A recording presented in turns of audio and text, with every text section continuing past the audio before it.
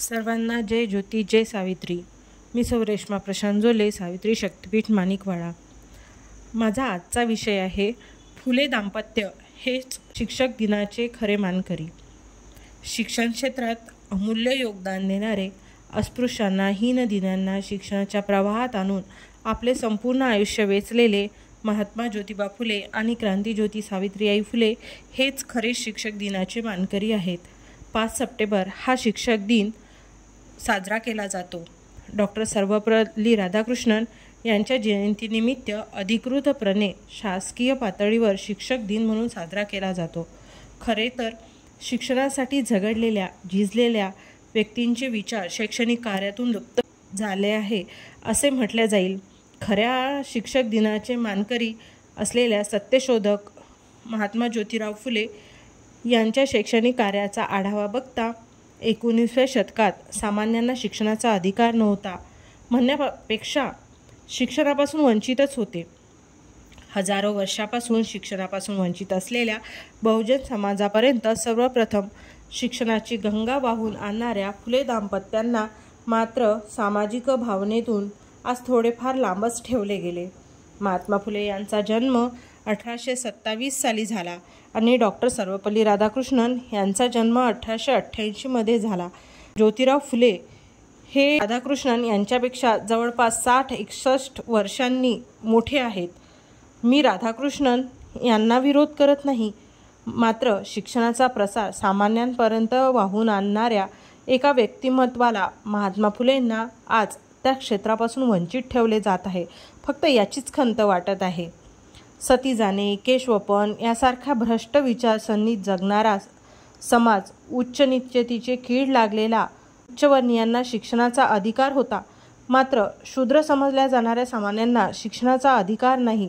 या सर्व बाबींचा सूक्ष्मतेने अभ्यास करून महात्मा ज्योतिबा फुले या व्यवस्थेच्या विरोधात जाऊन 1848 साली भारतातील पहिली मुलींची शाळा काढली।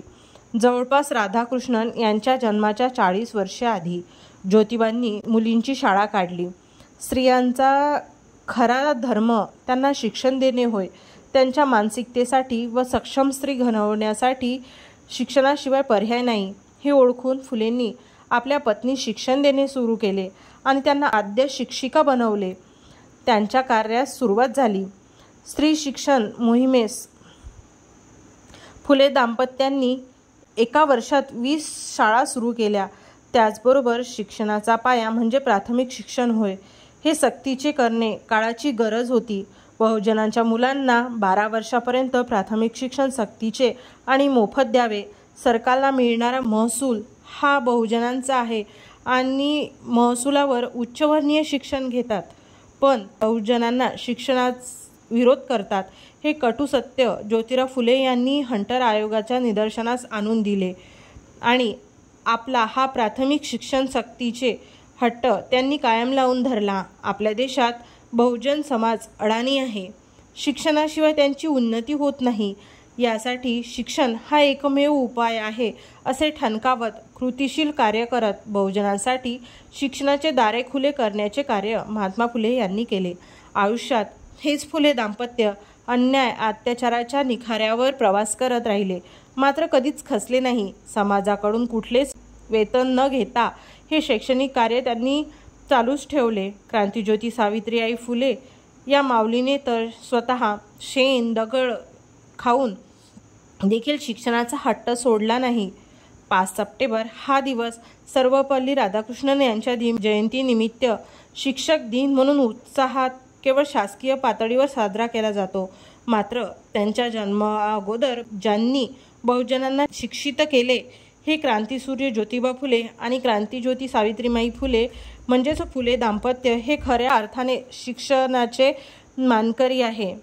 आज आपण सर्व सावित्रीच्या लेकी आवाज उठत आहोत, तो आवाज महात्मा फुले आणि सावित्रीबाई फुले या महापुरुषांनी दिला आहे हे विसरून चालणार नाही। या फुले दाम्पत्यांना शिक्षक दिनानिमित्त कोटी कोटी प्रणाम। जय ज्योती, जय सावित्री, जय क्रांती। धन्यवाद।